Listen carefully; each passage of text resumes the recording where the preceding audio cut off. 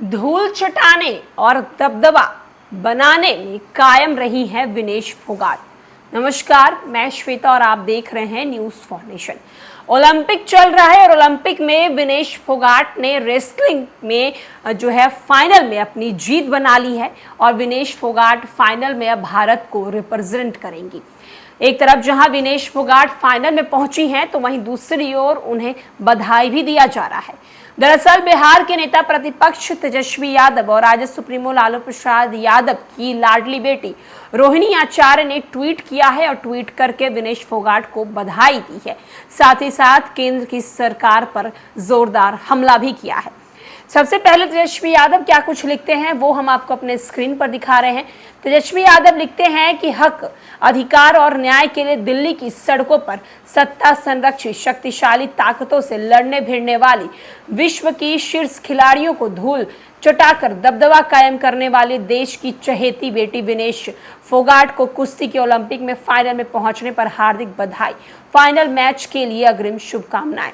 साथ ही साथ रोहिणी आचार्य ने भी ट्वीट किया है और ट्वीट करके लिखा है कि महिला पहलवानों के साथ हुए यौनाचार से मुंह फेरने वाली, यौनाचारी को संरक्षण देने वाली बेगैरतों बेशर्मों की मंडली, उसके बदजुबान बड़बोले नेताओं और गोदी मीडिया को तो हम सब माफी मांग लेनी चाहिए। यानी कि यौनाचार के खिलाफ देश में लड़ने वाली और ओलंपिक में देश को मान सम्मान के लिए लड़ने वाली बहादुर बेटी विनेश फोगाट के साथ साथ अन्य महिला पहलवानों से भी।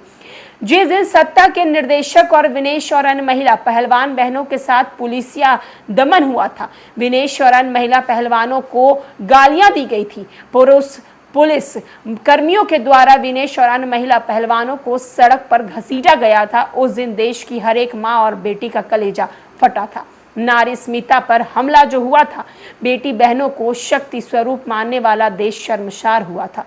दमन के उस काले अध्याय के दर्द और दंश को अपने सीने में दबाकर एक चुनौती के रूप में स्वीकार कर आज जब देश के लिए बहादुर बेटी विनेश ने वो कर दिखाया जो अब तक कोई नहीं कर पाया, तो प्रायश्चित करने और माफी मांगने लेने से सही वक्त से उन लोगों के लिए जिन लोगों के विनेश महिला पहलवान बहनों के साथ जाति करने और कराने में अमर्यादित प्रलाप करने की अपनी तरफ से ना कोई कसर छोड़ी थी और ना ही उसके साथ न्याय कर सके थे। क्या कुछ नहीं सहा विनेश ने, मगर फिर भी वो बिना विचलित हुए, बिना अपने लक्ष्य से भटके विदेशी सरजमी पर अपने देश का झंडा गाड़ दिया। ईश्वर विनेश जैसी बेटी हर घर में दे और जो झंझावतों से लड़ते हुए खुद के साथ साथ हुई हर एक जाति, हर एक बाधा, चुनौती को अपनी ताकत में तब्दील करते हुए देश और नारी शक्ति का परचम लहराते। तो आप देख सकते हैं कि विनेश फोगाट जो कि कुश्ती में ओलंपिक में फाइनल में पहुंच चुकी हैं।